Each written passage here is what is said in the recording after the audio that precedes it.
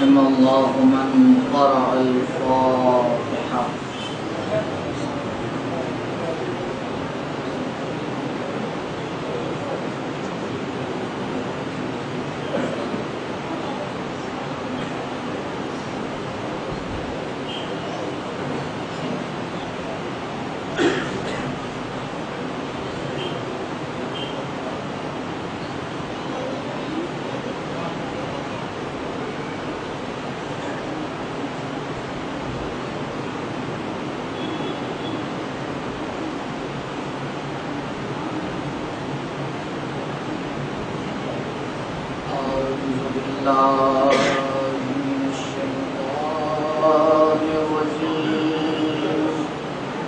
بسم الله الرحمن الرحيم.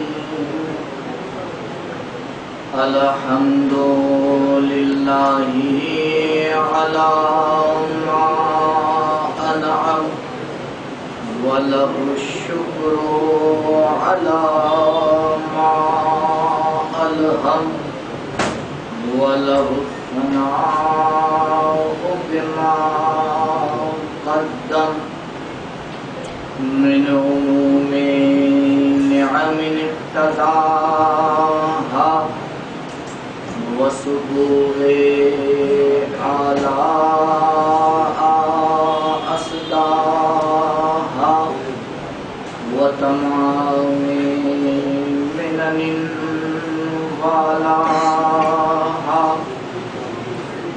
والصلاة والسلام والتحية والإكرام على النبي المصطفى والرسول المجتبى الذي دنا فتدلى فكان قاب قوسين أو أدنى والذي سمي في السماء بأحمد وفي الأرضين بأبي القاسم المصطفى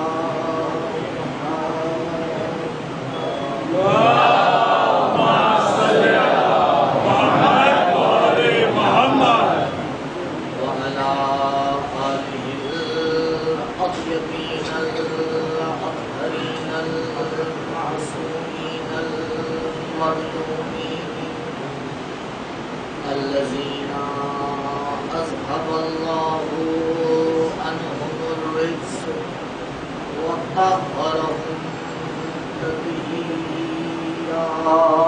اللهم صل على محمد وآل محمد.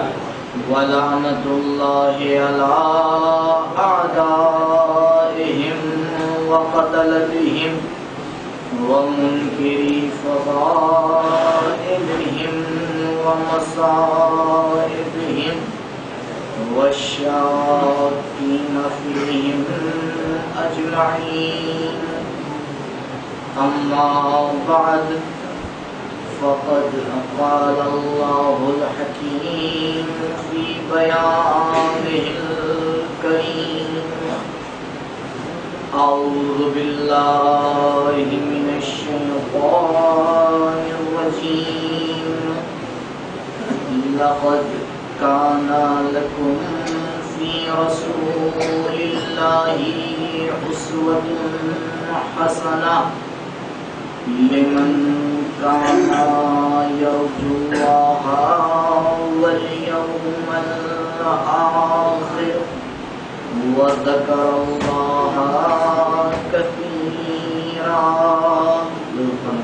اللهم صل على محمد وآل محمد. آج جو دو مسئلے مجھے آپ کے سامنے پیش کرنا ہے. پہلا مسئلہ ہے طہارت کے حوالے سے کہ اگر انسان نماز پڑھنے کے لیے چلتا ہے تو ضروری ہے کہ 3 طہارتوں میں سے کوئی ایک طہارت کو پہلے انجام دے تب نماز کے لیے وہ کھڑا ہو، وضو کرے یا وہ غسل سے ہو یا وہ تیمم کرے، ان تینوں میں سے کوئی ایک طہارت ضروری ہے۔ البتہ تیمم کی باری اس وقت آتی ہے جب انسان وضو نہیں کر سکتا، پانی اس کے لیے کوئی مشکل کھڑی کر سکتا ہے، پانی اس کے لیے ضرر رکھتا ہے، کوئی بیماری ہے، کوئی زخم ہے، تو وہاں پر نوبت آتی ہے کہ انسان تیمم کرے۔ لہذا جو تین طہارت کے طریقے ہیں اور جتنی دیر انسان نماز پڑھ رہا ہے، مطلب اس کے علاوہ بھی کچھ کام ہے اس کے لیے ضرورت ہے، جیسے اگر انسان کو اپنے جسم کا کوئی حصہ قرآن کی آیت تک پہنچانا ہے، اس کو چھونا ہے، قرآن کی آیت لکھی ہوئی ہے یا اہل بیت کا نام لکھا ہوا ہے، یہ مسئلہ بھی غور کیجیے گا، نام نہ لقب، نام جو مخصوص ہے ان کے، اگر اس تک ہاتھ کو پہنچانا ہے تو ضروری ہے کہ وہ طہارت سے ہو۔ اب طہارت سے ہو یعنی یا وضو کر چکا ہو یا اس نے غسل کیا ہو یا تیمم کے ساتھ ہو۔ یہ اب لہٰذا تینوں کے الگ الگ مسئلے انشاءاللہ جا کے مراجعہ کیجیے گا، صحیح سے سمجھیں گے وضو کا طریقہ کیا ہے، غسل کا طریقہ کیا ہے اور تیمم کا طریقہ کیا ہے۔ دوسرا مسئلہ وضو کے حوالے سے کہ جو قابل غور ہے کہ جب انسان وضو کرنے چلتا ہے تو جو پانی جس کے ذریعے سے وہ وضو کر رہا ہے، اس میں چار چیزیں شرط ہیں۔ پہلی شرط یہ ہے کہ یہ پانی پاک ہونا چاہیے، پانی جو ہے وہ پاک ہو، اس لیے اس بات کا خیال رکھیں کہ نجس پانی سے وضو نہیں ہو سکتا۔ دوسری شرط یہ ہے کہ وہ پانی مباح ہونا چاہیے۔ مباح ہونا چاہیے یعنی کیا؟ یعنی آپ جو اس پانی سے وضو کر رہے ہیں، آپ کے لیے اس پانی کا استعمال کرنا حلال ہو، کسی حرام راستے سے وہ پانی آپ کے ہاتھ میں نہ آیا ہو۔ جیسے آپ کہیں گئے، پانی وہ کسی کی شخصیت ہے، کسی کی ملکیت ہے، اس نے اجازت نہیں دی کہ آپ اس پانی سے وضو کریے، آپ وضو نہیں کر سکتے۔ اگر آپ کسی ایسی جگہ جا رہے ہیں جہاں آپ کو نہیں پتا کہ اس پانی کا مالک آپ کو اجازت دے رہا ہے یا نہیں دے رہا ہے، آپ کو نہیں معلوم ہے، تو آپ کو پہلے وہاں اجازت لینا پڑے گی تاکہ آپ وہ پانی آپ کے لیے مباح ہو، پھر آپ اس پانی سے وضو کریے۔ لہذا اگر کسی جگہ پہ پانی خریدا جاتا ہے اور انسان اس پانی کا پیسہ پے نہیں کر رہا ہے اور بغیر پے کیے اس پانی سے وضو کر رہا ہے یا غسل کر رہا ہے، تقریباً آغا سیستانی کا بھی اور آغا خامنئی کا بھی اور دیگر مالج کا بھی یہی فتویٰ ہے، چاہے وہ کفر کا ملک ہی کیوں نہ ہو، چاہے وہ ہندوستان ہی کیوں نہ ہو، اس پانی سے وضو اور غسل نہیں کیا جا سکتا۔ یا وہ ذریعہ کہ جس کے ذریعے سے پانی آپ تک کے پہنچ رہا ہے، اگر وہ ذریعہ جس ذریعے سے پانی آپ تک کے پہنچ رہا ہے اس میں ضروری ہے کہ آپ کچھ پیسہ پے کریں، اور آپ نہ کریں تو وہ پانی جو آ رہا ہے وہ غیر مباح ہو جائے گا۔ یہ دوسری شرط۔ تو پہلی شرط پانی پاک ہونا چاہیے، دوسری شرط پانی مباح ہونا چاہیے، تیسری شرط یہ کہ پانی مضاف نہ ہو۔ مضاف نہ ہو اس کا مطلب یہ ہے یعنی خالص پانی ہو، کوئی چیز اس میں ملی ہوئی نہ ہو، جیسے گلاب کا پانی ہوتا ہے یا کسی دوسری چیز کا پانی ہوتا ہے، نہیں، جو عرق گلاب ہے یا کوئی دوسری چیز ہے اس سے وضو نہیں ہو سکتا، مطلق ہونا چاہیے پانی۔ اور چوتھی شرط، وہ برتن اگر کسی لوٹے میں کسی ظرف میں آپ پانی کو رکھ کے اس سے آپ وضو کر رہے ہیں تو اس ظرف کو بھی مباح ہونا چاہیے، اور وہ ظرف سونے کا نہیں ہونا چاہیے۔ بتا سونے کو کہیں نہیں ملے گا، لیکن یہ بہرحال شرط ہے کہ اگر مثلا کسی کے گھر میں جو ہے وہ سجانے کے لیے کوئی سونے کا برتن رکھا ہوا ہے پرانے زمانے کا، اب اس میں وہ پانی نکال کے اگر وضو کرے تو وضو صحیح نہیں ہے۔ یا وہ برتن اگر چوری کا برتن ہے، وہ برتن کسی ایسے انسان کا جو اجازت نہیں دے رہا ہے کہ آپ اس برتن کے ذریعے سے آپ وضو کریے تو وضو صحیح نہیں ہے۔ اور جو دیگر مسائل ہوں انشاءاللہ آپ کے سامنے عرض کروں گا۔ درود پڑھیے بر محمد و آل محمد۔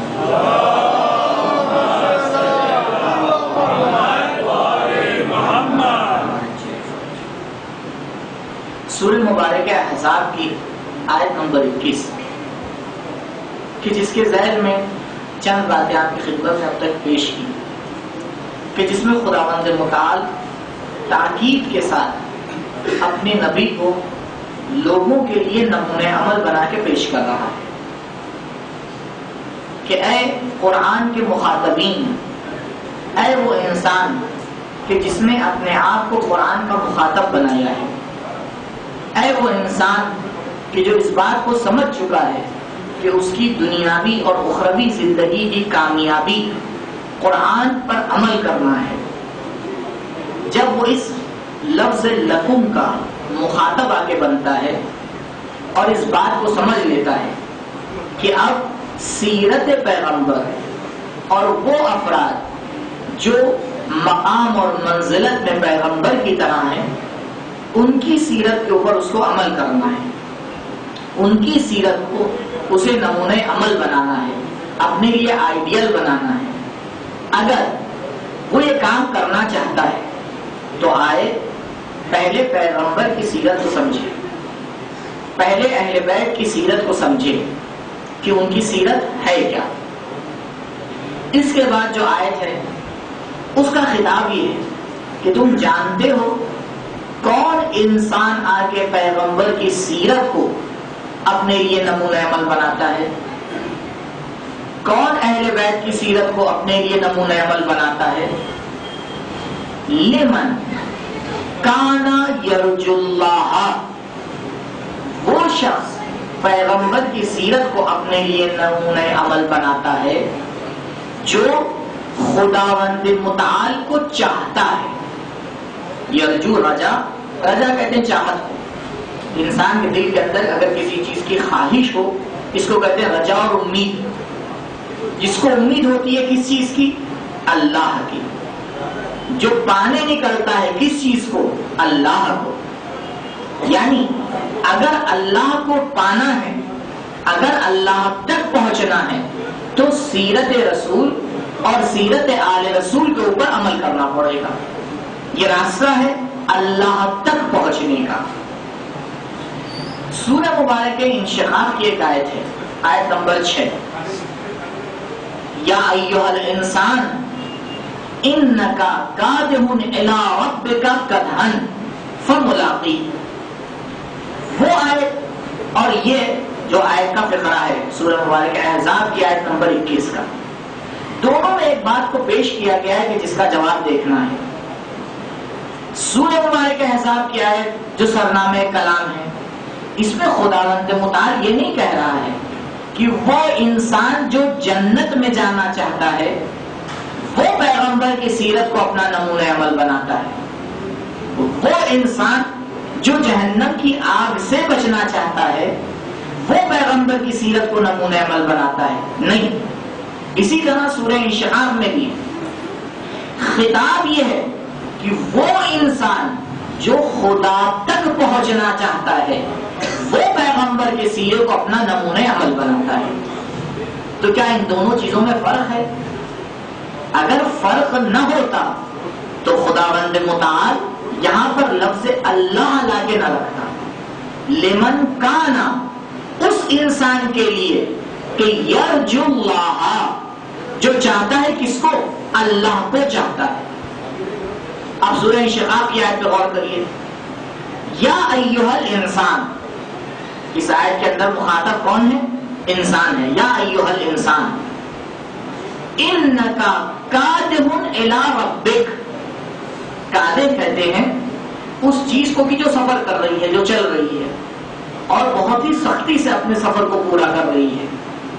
یا ایھا الانسان انک کادح، اے انسان تو ایک مسافر ہے، تو سفر کر رہا ہے اور اس سفر میں بھی تو بہت سختی سے قدم اٹھا رہا ہے، آسان سفر نہیں ہے، ایک مشکل سفر درپیش ہے۔ اس سفر میں تو کدھر جا رہا ہے؟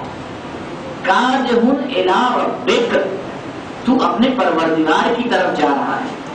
کدحن، کدحن دوبارہ تاکید ہے اسی کادح کی، یعنی اس میں کوئی شک نہیں ہے کہ تم مسافر ہو، تم اپنے پروردگار کی طرف جا رہے ہو، اور پھر نتیجہ کیا ہوگا؟ انکا کادح الی ربک کدحا فملاقیہ، تو نتیجہ یہ ہوگا کہ آخر سفر میں تم پروردگار سے ملاقات کرو گے۔ تو آیت نمبر سورہ انشقاق میں یہ کہا، نتیجے کو آگے بیان کیا، یعنی یہ بتایا کہ خداوند متعال سے ملاقات ممکن ہے۔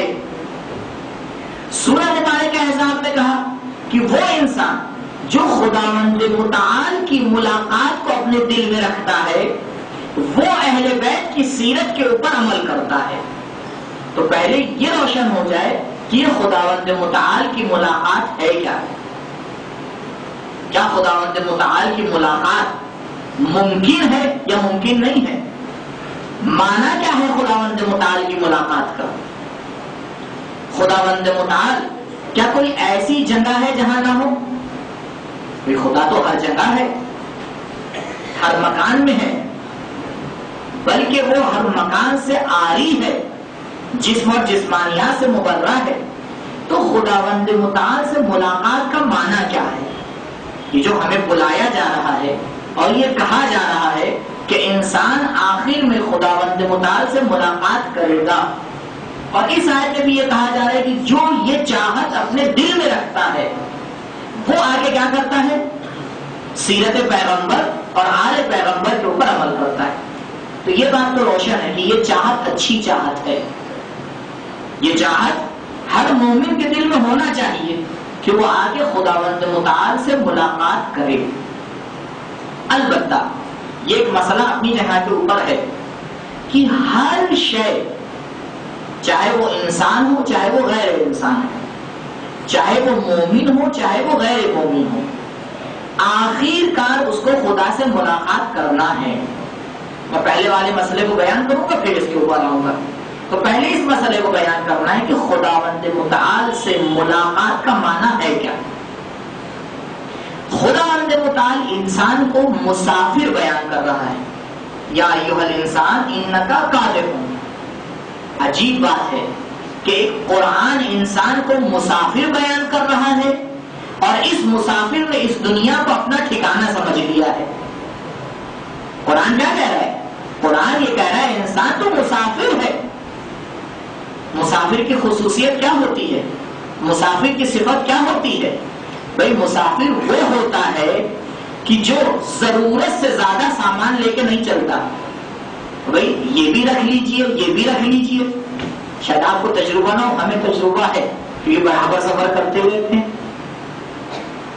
ہم جب آ رہے تھے تو ہم سے کہا گیا کہ مولانا صاحب سویٹر بھی رکھ لیجئے۔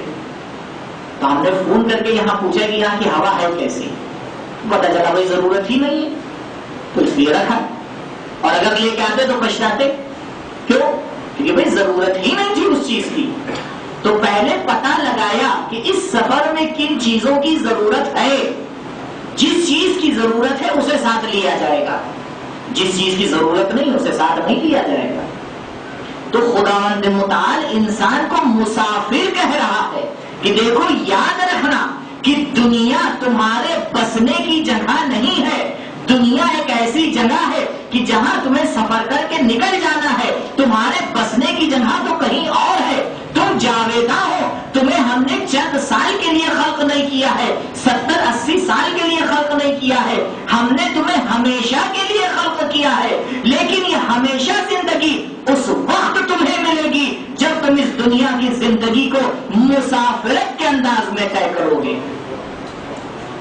لیکن اگر اس دنیا کو تم نے اپنا مکان سمجھ لیا، اگر اس دنیا کو تم نے اپنا سب کچھ سمجھ لیا تو پھر دنیا ہی ملے گی، آخرت نہیں ملنے والی۔ کیوں؟ کیونکہ تم نے اس طرح سے سفر نہیں طے کیا ہے جس طرح سے ایک مسافر ایک سفر طے کرتا ہے۔ اب کم سے کم ہر سفر میں 4 چیزوں کی تو آپ کو ضرورت ہے ہی۔ سب سے پہلے سفر کی ایک ابتدا ہوتی ہے، ایک شروعات ہوتی ہے۔ کہاں سے؟ بھائی اگر کوئی سفر کر کے آتا ہے آپ کے گھر میں، پہلا سوال یہی اٹھتا ہے کہ جناب کہاں سے آئے ہیں؟ تو سفر کی ایک ابتدا ہے، سفر کی ایک انتہا ہوتی ہے، ایک اینڈنگ ہوتی ہے، کہاں پہ یہ ختم ہو رہا ہے۔ بھئی یہ سفر کہاں ختم ہو رہا ہے؟ اب بھئی فلاں جگہ جا رہے ہیں، بمبئی سے دہلی جا رہے ہیں، تو بمبئی سے شروع ہو رہا ہے، دہلی پہ ختم ہو رہا ہے۔ 3، اس سفر کا ایک راستہ ہوتا ہے، اس سفر کا ایک راستہ ہوتا ہے۔ 4، اس سفر میں ایک مسافر ہوتا ہے، بغیر ان 4 چیزوں کے کوئی سفر نہیں ہونے والا۔ تو یہ جو سفر ہے جس میں ہم سے کہا جا رہا ہے الا ربک، عربی میں لفظ الا اینڈنگ کے لیے آتا ہے، ختم ہونے کے لیے آتا ہے، تو یہ سفر ختم ہو رہا ہے پروردگار کے اوپر۔ تو کم سے کم ایک بات تو سمجھ میں آئی کہ اس سفر کی انتہا خداوند متعال ہے۔ کہا اس سفر کی ابتدا کہاں سے ہے؟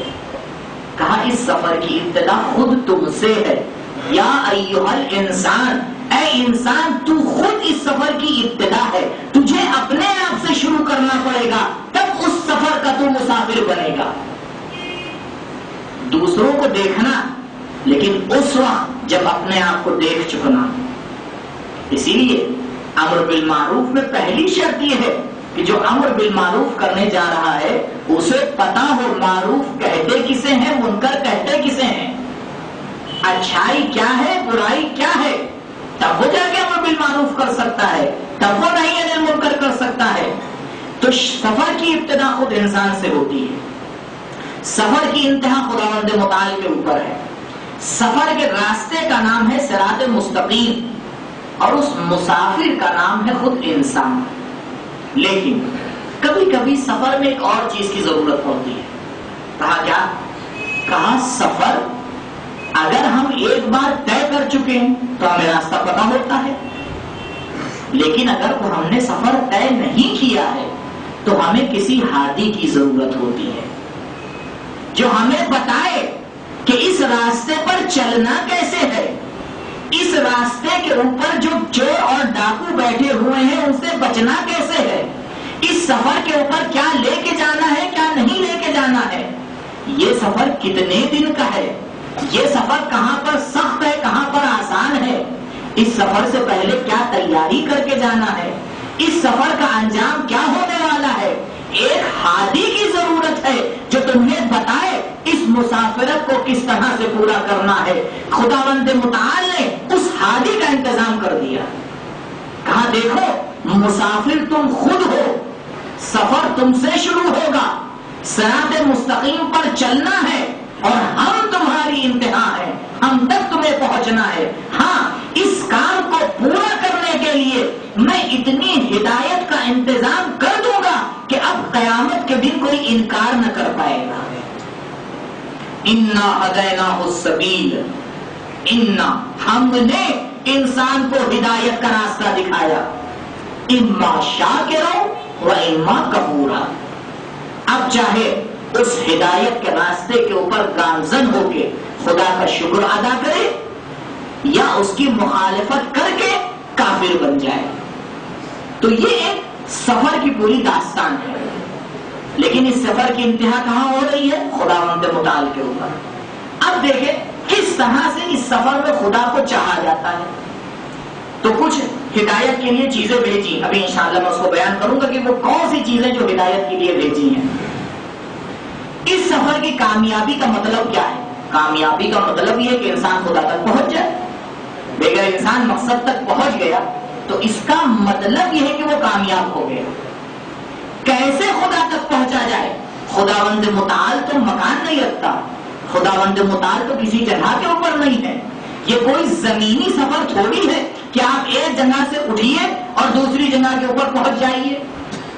اس سفر میں جو خدا تک کے پہنچنا ہے، کیسے پہنچنا ہے، تو کہیں اور نہ جائیے بلکہ آئیے اہل بیت سے پوچھیے، جو ہادی ہیں وہ بتائیں گے کہ اس سفر میں خدا تک پہنچنے کا مطلب کیا ہے۔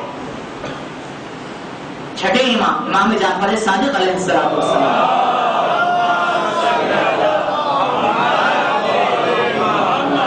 فرماتے ہیں تخلقوا باخلاق اللہ، جو الہی صفات ہیں اس سے اپنے آپ کو زینت دو۔ یعنی کیا؟ یعنی جو خدائی صفات ہیں اگر تم اپنے اندر اپناتے جاؤ گے خدا سے نزدیک ہوتے چلے جاؤ گے. جتنی خدائی صفات ہے خداوند متعال علیم ہے تو ہمیں عالم بننا پڑے گا. خداوند متعال کریم ہے ہمیں کریم بننا پڑے گا. خداوند متعال رحمان و رحیم ہے ہمیں رحمان و رحیم بننا پڑے گا. خداوند متعال غفار ہے ہمیں غفار بننا پڑے گا. خداوند متعال حق و باطل کو جدا کرنے والا ہے ہمیں حق و باطل کو جدا کرنا پڑے گا. خداوند متعال عدالت کو پھیلانے والا ہے ہمیں عدالت کو پھیلانا پڑے گا. خداوند متعال تمام صفات جمالیہ کا پیکر ہے ہمیں تمام صفات جمالیہ کو ایک ایک کر کے اپنے اندر اتارنا پڑے گا. اب آپ تاریخ میں آئیے، جو انسان جتنا زیادہ ان صفات کو اپنے اندر لے لیتا ہے اتنا زیادہ وہ خدا سے نزدیک ہو جاتا ہے. اسی لیے ہمیں تاریخ میں کچھ ہستیاں دکھائی دیتی ہیں. جب ہم ان ہستیوں کا مطالعہ کرتے ہیں تو عجیب بات نظر آتی ہے.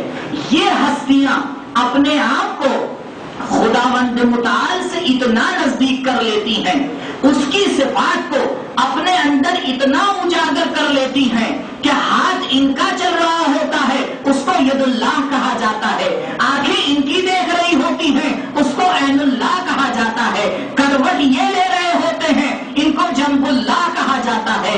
ان کا پورا وجود اس طرح سے خداوند متعال کی مرضی کا پیکر بن جاتا ہے کہ آیت بڑھ کے آواز دیتی ہے ما تشاءون الا ان یشاء اللہ. ان کی مرضی وہی ہوتی ہے جو خدا کی مرضی ہوتی ہے. درود پڑھے گا محمد علیہ وسلم.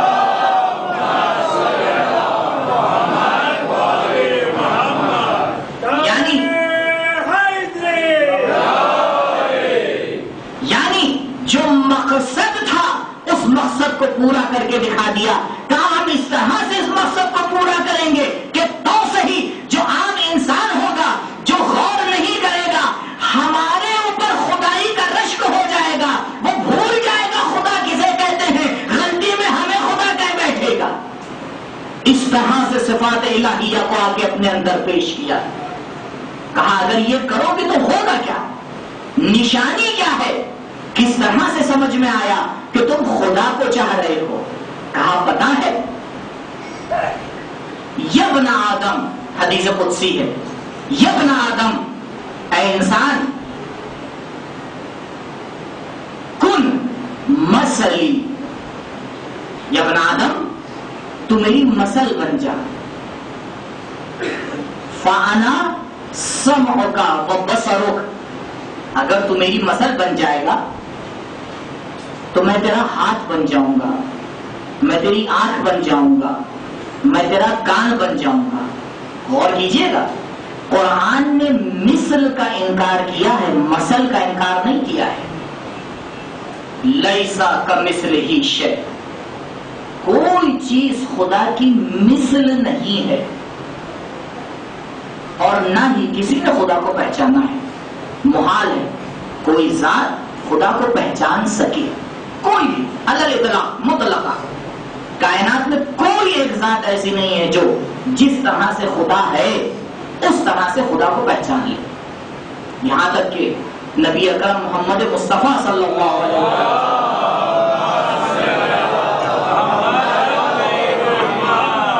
یہ کہتے ہوئے نظر آتے ہیں ما عرفناک حق معرفتک، پروردگار جو تجھے پہچاننے کا حق تھا اس طرح سے نہ پہچانا. ہاں اپنے اعتبار سے سب سے بہتر پہچانا، لیکن اگر خدا کو کوئی پہچان لے گا تو خدا سے بھی یا برابر ہو جائے گا یا بڑھ جائے گا. خیر یہ الگ بحث ہے. تو کوئی خدا کی مثل نہیں ہے، لیکن مثل ہے یا نہیں؟ کہاں کہا وَلِلَّهِ الْمَثَلُ الْأَعْلَى، خداوند متعال کے لیے بہترین مثل ہے. اب دیکھیے مثل اور مثل میں فرق کیا ہوتا ہے. مثل کا معنی یہ ہوتا ہے کہ دو چیزیں ہیں بالکل ایک طرح سے ہیں جن کے اوپر ایک ہی نام رکھا جا سکتا ہے. جیسے ایک انسان ہے اس کا نام ہے مثلا زید، دوسرا انسان ہے اس کا نام ہے بکر، اور دونوں یہ زید اور عمرو یا جو بھی آپ نام رکھ لیے اے اور بی، یہ دونوں انسان ہیں، انسان ہونے میں یہ ایک دوسروں کے مثل ہیں یا نہیں ہیں؟ لہذا جو انسان کا قانون اس کے اوپر لاگو ہوگا وہ اس کے اوپر لاگو ہوگا، جو قانون اس کے اوپر لاگو نہیں ہوگا وہ اس کے اوپر بھی لاگو نہیں ہوگا۔ تو مثل کہا جاتا ہے دو ایسی چیزوں کے اوپر جو دونوں چیزیں آپس میں شباہت رکھتی ہوں۔ دو گلاس ہیں، اگر ایک دوسرے کے مثل ہیں تو بھائی دونوں کا سائز ایک ہوگا، جتنا پانی اس میں آئے گا اتنا پانی اس میں آئے گا، جتنا ویٹ اس کا ہوگا اتنا ویٹ اس کا ہوگا، تب ہم کہیں گے یہ گلاس اسی کے کیا ہے، مثل ہے۔ لیکن مثل کسے کہتے ہیں؟ مثل کو اس طرح سمجھایا جاتا ہے، جب آپ آئینے میں اپنی تصویر دیکھتے ہیں، یہ تصویر آپ کی مثل ہے یا مثل ہے؟ یہ آپ کی مثل نہیں ہے، کیونکہ اس کے اوپر آپ کا قانون جاری نہیں ہو سکتا۔ اگر آپ کے اوپر کوئی چیز گر جائے تو آپ کے زخم ہو جائے گا، وہاں زخم دکھائی دے گا، درد نہیں ہوگا۔ کیوں؟ کیونکہ اگر مثل ہے تو تمام چیزوں میں مثل ہے، لیکن مثل ہے۔ مثل یعنی کیا؟ مثل یعنی جو آپ کا چہرہ اور آپ کی صورت ہے یہ ہو اسی طرح سے ہے، بس فرق یہ ہے آپ اصالت رکھتے ہیں، آپ اصل ہے وہ فر ہے۔ یعنی کہ آپ اصل ہے وہ فر ہے، یعنی جو چیز اس کی طرف نسبت دی جائے گی پہلے آپ کی طرف نسبت دی جائے گی۔ اگر یہ کہا جائے گا کہ آئینے میں کتنی خوبصورت تصویر دکھائی دی جا رہی ہے، اس کا مطلب یہ ہے کہ جس کا عکس آئینے میں پڑ رہا ہے وہ خوبصورت ہے۔ اگر یہ کہا جائے گا کہ آئینے میں جو تصویر دکھ رہی ہے وہ بہت دور ہے، اس کا مطلب جو کھڑا ہوا ہے وہ بھی دور ہے۔ یعنی آئینہ جو تصویر دکھا رہا ہے حقیقت میں یہ انسان نہیں ہے، لیکن اس انسان کے جو ظاہری صفات ہیں تمام کے تمام اس آئینے کے اندر نظر آ رہے ہیں۔ عزیزوں، جو آئینے کے اندر تصویر ہوتی ہے وہ مثل نہیں ہوتی، مثل ہوتی ہے۔ بس اسی طرح سے سمجھ جائیے خداوند متعال مثل نہیں رکھتا ہے، لیکن اس نے ایک نہیں بلکہ 14 مثل پیش کر دی اس زمانے کے لیے۔ کہا اگر خدا کی رحمانیت کو دیکھنا ہے تو ان کے اندر دیکھ لینا، اگر غفاریت کو دیکھنا ہے تو ان کے اندر دیکھ لینا، اگر اس کے علم کو دیکھنا ہے تو ان کے اندر دیکھ لینا، اگر اس کے علم کو دیکھنا ہے تو ان کے اندر دیکھ لینا۔ بس اس بات کا خیال رکھنا یہ صفات خدا کے حامل ہے، خدا نہیں ہے۔ درود پڑھے پر محمد والے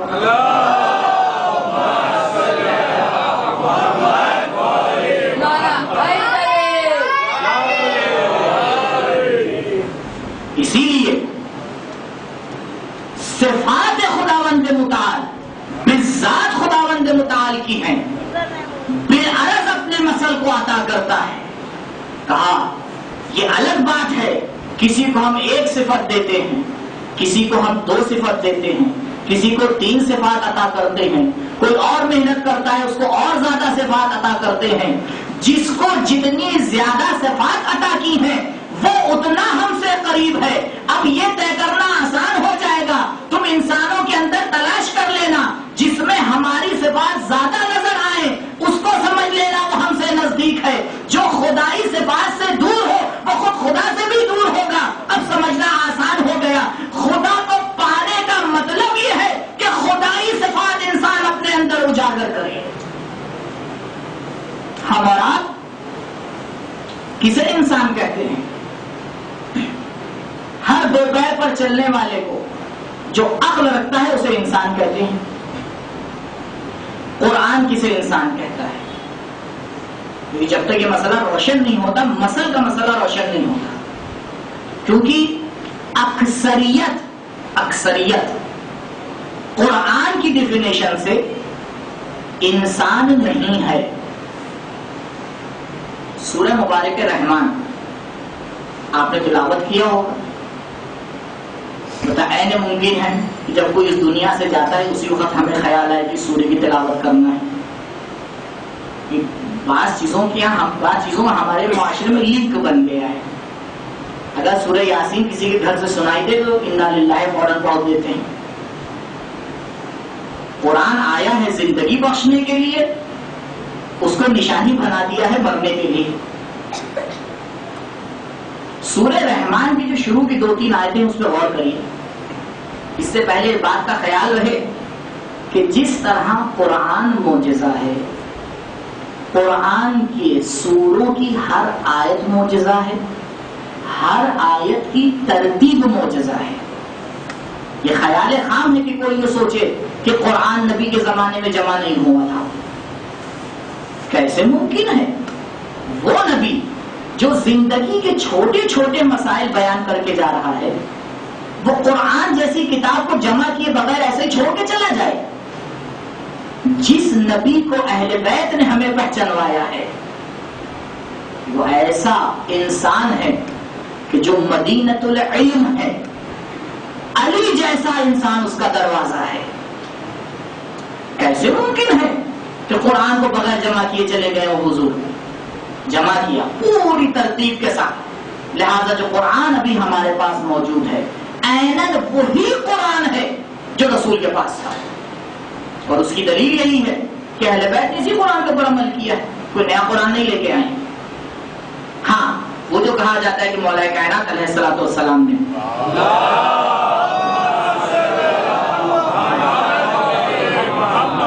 لکھا تھا وہ بھی یہی قرآن تھا. صرف فرق اتنا ہے کہ مولا نے جو قرآن جمع کیا تھا اس میں تفسیر بھی تھی.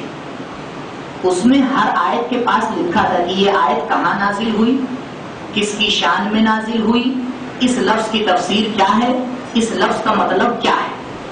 آپ نے غور نہیں کیا علی نے جو قرآن جمع کیا اس کو پبلک نے کیوں نہیں قبول کیا؟ میں موضوع سے ہٹ نہ جاؤں، بس خلاصہ بیان کر دوں کیونکہ شبہ ہوتا ہے ذہن میں، اس لیے بیان کر رہا ہوں. میرا موضوع نہیں ہے یہ، بہرحال تفسیر قرآن اگر ہوگا کبھی. اس لیے نہیں قبول کیا کیونکہ اگر اس قرآن کو قبول کر لیتے بہت سے لوگوں کی پول کھل جاتی. سبحان اللہ سبحان اللہ. اس لیے نہیں قبول کر سکتے تھے کیونکہ وہاں پر لکھا ہوا تھا ان جاءکم فاسق بنبأ، اگر کوئی فاسق شخص تمہارے لیے خبر لے کے آئے فتبینوا، تو پہلے اس کی ریسرچ کرنا، پہلے چیک کرنا خبر صحیح ہے یا نہیں، ایسے ہی مت مان لینا. حضرت نے لکھا فاسق سے مراد کون ہے؟ آیت نازل ہوئی اطیعوا اللہ واطیعوا الرسول واولی الامر منکم. حضرت نے لکھا کہ اولی الامر سے مراد کون ہے. آیت نازل ہوئی انا اعطیناک الکوثر.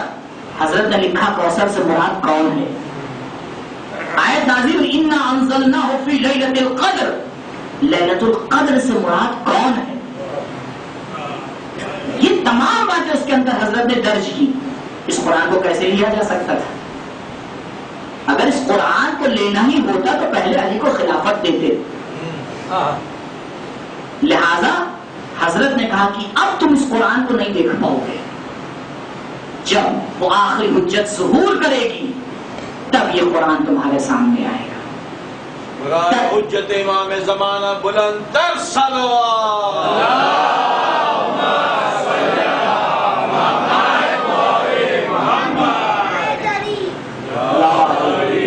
تو ترتیب کے حوالے سے، سوروں کے حوالے سے وہ قرآن جو پردہ غیب میں ہے اور یہ قرآن جو ہم اور آپ پڑھ رہے ہیں اس میں کوئی فرق نہیں ہے. بالکل وہی آیات ہے، بالکل وہی آیات ہے. اور اس کی مثال بھی موجود ہے. ایک شخص ہے تقریباً 100 سال پہلے، 125 سال پہلے جو لوگ تشریف لے گئے ہیں شاید انہیں نے اس شخص کی زیارت بھی کی اور قبر کی. کاظم نام تھا اس کا. صرف اس کا کام کیا تھا؟ زکوٰۃ ٹائم پہ دیتا تھا.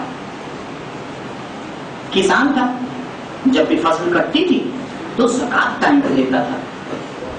تو ایک مرتبہ اس نے زکوٰۃ نکالی، جہاں تک اس کو پہنچانا تھا وہ ذرا فاصلہ تھا، دور تھا اور موسم خراب تھا. تو اس نے کہا اگر کل شیخ انصاری والا واقعہ یاد کریے گا کہ اگر میں یہ زکوٰۃ رات میں گھر میں رکھتا ہوں تو پتہ نہیں صبح مجھے فرصت ملے اسے پہنچانے کی یا. تو رات میں ہی وہ لے کے مستحق تک پہنچانے کے لیے چل گیا. بیچ راستے میں ایک روزہ پڑتا ہے امام کاظم علیہ السلام.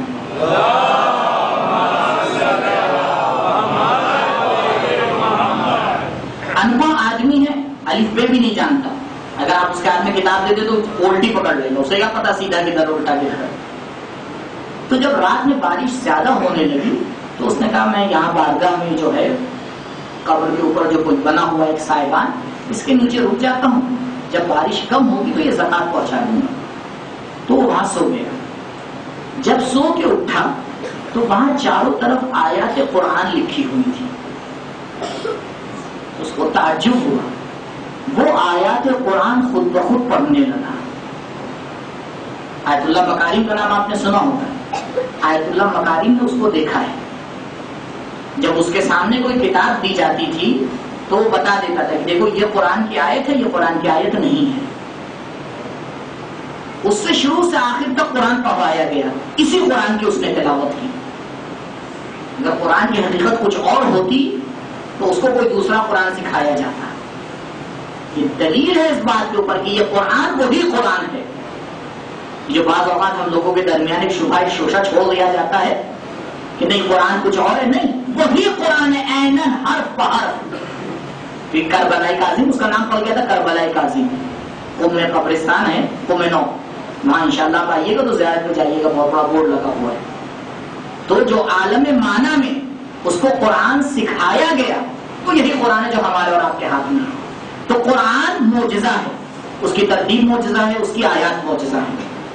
سورہ رحمان کی شروع میں آیت یہ، بسم اللہ الرحمن الرحیم، الرحمن علم القرآن خلق الانسان۔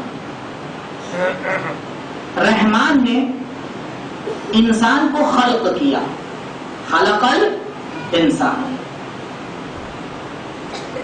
اور پھر اس کو قرآن کی تعلیم دی۔ ابھی 3 آیتیں، الرحمن، خلق الانسان، اور اس کے پہلے جو اس کو قرآن سکھایا۔ اب صرف اس ترتیب کے اوپر گفتگو کرنا ہے۔ انسان کو جو قرآن سکھایا جاتا ہے کب سکھایا جاتا ہے؟ اگر آپ لوگ اپنے بچوں کو قرآن سکھانا چاہیں گے تو پیدا ہونے سے پہلے سکھائیں گے یا پیدا ہونے کے بعد؟ بھائی پیدا ہونے کے بعد جب بچہ لکھنے پڑھنے کے لائق ہو جاتا ہے تب اس کو قرآن سکھایا جاتا ہے۔ اور سورہ رحمان کیا کہہ رہا ہے کہ ہم نے قرآن سکھایا، علم القرآن، اس کے بعد خلق الانسان، اور انسان کو خلق کیا۔ اگر نیچرل ترتیب دیکھی جائے تو یوں ہونا چاہیے، الرحمن خلق الانسان علمہ القرآن، خداوند متعال نے انسان کو خلق کیا اور پھر اس کو قرآن کی تعلیم دی۔ پروردگارا، ابھی جب انسان خلق ہی نہیں ہوا ہے تو قرآن کی تعلیم دی کیسے جا رہی ہے؟ نقطہ یہیں پر ہے۔ کہا دیکھو ہماری نظر میں انسان کچھ اور ہے، تمہاری نظر میں انسان کچھ اور ہے۔ تمہارے گھر میں جب بچہ پیدا ہوتا ہے تو تم کہتے ہو انسان پیدا ہوا، ہم نہیں کہتے ہیں انسان پیدا ہوا، ہم کہتے ہیں ایک جانوروں میں جانور کا اضافہ ہوا۔ انسان کب پیدا ہوتا ہے؟ خوب غور کیجیے گا، دیکھیے صرف آیت کی ترتیب پہ بات ہو رہی ہے، ابھی آیت کی تفسیر میں تو گئے نہیں، صرف ترتیب آیت کی۔ اس آیت کی ترتیب میں کتنی دنیا چھپی ہوئی ہے۔ کہا تمہیں نہیں معلوم، ہم انسان کا درجہ، انسانیت درجات رکھتی ہے، ایسا نہیں کہ تمام انسان برابر، کوئی پہلے درجے پہ، کوئی دوسرے پہ، کوئی تیسرے پہ، کوئی چوتھے پہ، کوئی انسان کامل کہلاتا ہے، انسان کامل جو بالکل ہی سب سے اوپر درجے کے اوپر ہے، اور کوئی انسانیت سے باہر نکل کے جانوروں سے بھی پست ہو جاتا ہے۔ فی الحال گفتگو چل رہی ہے ان لوگوں کے درمیان جو قرآن کے اعتبار سے انسان ہیں، ان میں بھی درجات ہیں۔ بھائی جناب میسا میں جناب ابو ذر ہیں، دونوں انسان ہیں یا نہیں؟ قرآن کی معنی میں انسان ہیں، لیکن دونوں کے علم میں بہت فرق ہے، دونوں کے علم میں بہت فرق ہے، زمین آسمان کا فرق ہے۔ جناب سلمان جس ایمان کے درجے کے اوپر فائز ہیں، جناب ابو ذر نہیں ہے، قطعاً نہیں ہے، روایات تاکید کرتی ہیں اس بات کی۔ تو انسانیت کے اندر درجات ہیں۔ اب قرآن کیا کہہ رہا ہے؟ قرآن یہ کہہ رہا ہے کہ دیکھو ہم انسان اس کو مانتے ہیں کہ جس نے قرآن کی تعلیمات کو اپنے اندر حاصل کیا ہو، کیونکہ الرحمن علم القرآن، رحمان پہلے قرآن کی تعلیم دیتا ہے، اس تعلیم قرآن کے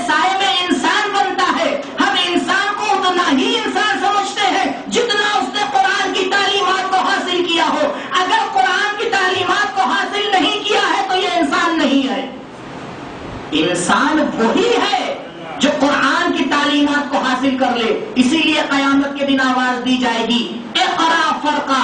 آیت کی تلاوت کرتے چلے جاؤ, اپنے درجات میں اضافہ کرتے چلے جاؤ.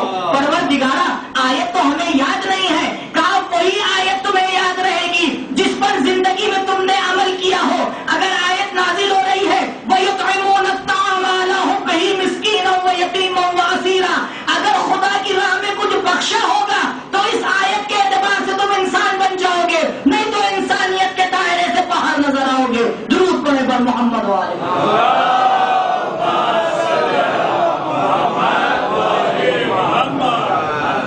تو قرآن کی زبان میں ہر دو پیر پر چلنے والے اور عقل رکھنے والے کو انسان نہیں کہتے ہیں. قرآن اسے انسان کہتا ہے جس نے اپنے اندر قرآن کو اتار لیا ہو, جس نے قرآن کی تعلیمات کو سمجھ لیا ہو. کیسے سمجھے گا یہ انسان تعلیمات قرآن کو؟ کہا سیرت اہل بیت کو سمجھو, سیرت اہل بیت کو سمجھو, تب سمجھ میں آئیں گے قرآن کی تعلیمات. اور جب قرآن کی تعلیمات آ جاتی ہیں تب انسان مسئلہ الہی بن جاتا ہے. امام حسین علیہ السلام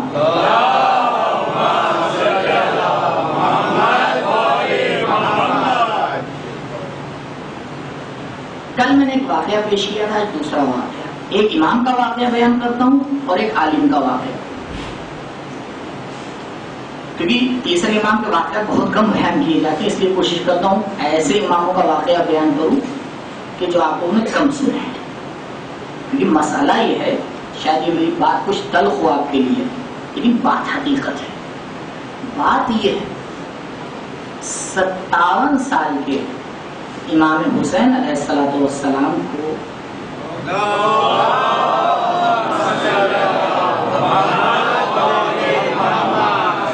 صرف چند گھنٹے کے امام کو ہم پہچانتے ہیں. امام کتنے دن منصب امامت پہ فائز ہے؟ کئی سال امام نے امامت کی؟ کئی سال امامت کی؟ 3 4 5 6 2. کتنی روایات ہیں امام سے؟ کم سے کم 2 مہینے 8 دن میں ایک مرتبہ یہی سوچیں کہ بھئی اس 2 مہینے 8 دن میں امام کی جو احادیث ہے اسی کو پڑھ لیا جائے گا. 10 سال امام منصب امامت پر فائز رہے, اور اس 10 سال میں ہم کتنا پہچانتے ہیں؟ شب عاشور سے شہادت تک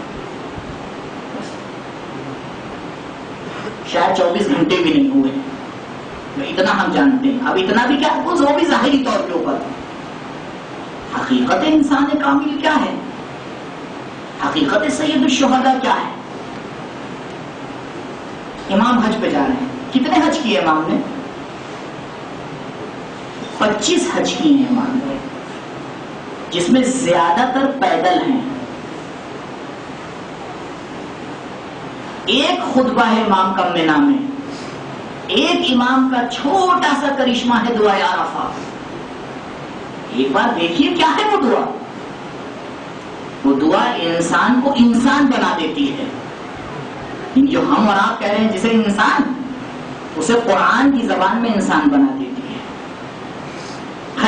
ایک حج پہ امام جب چلے تو کچھ مدینے والے بھی امام کے ساتھ ہوئی. بتانا یہ ہے, جو میں واقعہ سنا رہا ہوں اس کا مقصد یہ ہے کہ سمجھیں کہ جب انسان قرآن کی زبان میں انسان بنتا ہے تو کیا ہوتا ہے. مدینے والوں کے ساتھ نکلے, ظاہر پیدل ہی جا رہے تھے حج پہ. ایک بیابان میں پہنچے, سب کو پیاس لگی. تھوڑی دور تک گئے, تلاش کیا, پانی نہیں ملا. پھر آئے. ابھی عجیب بات ہوتی ہے کہ انسان جب مشکل میں پڑتا ہے تو اسی در پر آتا ہے جہاں مشکل حل ہوتی ہے. تو پہلے جب پیاس لگی تو گئے بیابان میں پانی تلاش کرنے کے لیے, اور جب پانی نہیں ملا تو پھر امام کے پاس آئے. اے کاش پہلے ہی آ جاتے. نہیں, یہ عادت ہے انسان کی, پہلے نہیں سدھرتا ہے. خیر, ارحم الراحمین کا مظہر ہے. امام نے کہا ڈھونڈا ہے, نہیں ملا پانی. کہا فلاں طرف جانا, فلاں سمت میں جانا. کہا مولا جا چکے ہیں. امام نے کہا پھر تاکید کی, کہا اس طرف جانا. فرق یہ ہے ضرور گئے تھے لیکن امام کے کہنے سے پہلے گئے تھے. اب امام کے کہنے کے بعد جانا ہے. کہا فلاں سمت میں جانا, وہاں تمہیں باغ نظر آئے گا. اب یہ لوگ اپنے ذہن میں پتہ نہیں کیا کیا گھما رہے تھے. جو انسان ایک جگہ جا کے دیکھ کے آیا ہو, آپ اس سے کہیے وہاں جاؤ تمہیں باغ نظر آئے گا, تو پھر سوئی تو ڈھونڈنے بھیج نہیں رہے, آپ کی نظر نہیں آئی تھی. یا خداوند متعال نے ہم کو جو ہے وہ آنکھیں بھی دے رکھی ہیں, دیکھ رہے ہیں, لیکن نہیں, امام کی معرفت نہیں تھی.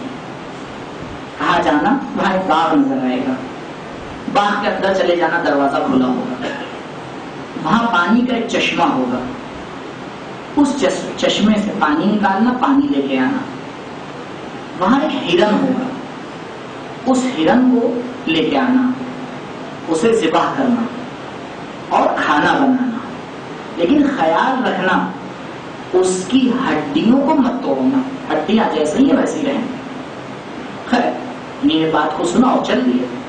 جب پہنچے وہاں پہ تو حیرت, ابھی تو یہاں سے گئے ہیں کچھ بھی نہیں تھا, لیکن اب آئے تو پورا ایک باغ سامنے نظر آ رہا تھا. میں نے آپ کے سامنے عرض کیا وہ امام کے کہنے سے پہلے گئے تھے, اب امام کے کہنے کے بعد جا رہے ہیں. اسے کہتے ہیں قرآن کی زبان میں انسان. قرآن کی زبان میں انسان وہ ہوتا ہے کہ اگر اشارہ کر دیتا ہے تو پہاڑ اپنی جگہ سے ہٹ جاتا ہے. خیر یہ گئے, پانی لیا, وہ جو ہرن تھا اس کو پکڑا, لا کے ذبح کیا اور ہڈیوں کو ویسے ہی چھوڑ دیا. جب کھانا کھا چکے تو اب امام سے کہا کہ مولا آپ نے جو کہا تھا کام پورا ہو گیا. مولا نے کہا وہ ہڈیاں کہاں ہیں؟ کہا یہی ہیں. ایک مرتبہ مولا نے 2 رکعت نماز پڑھی, دست دعا بلند کیا. خداوند متعال نے حسین کی دعا کے اوپر اس ہرن کو دوبارہ زندہ کر دیا. صلوات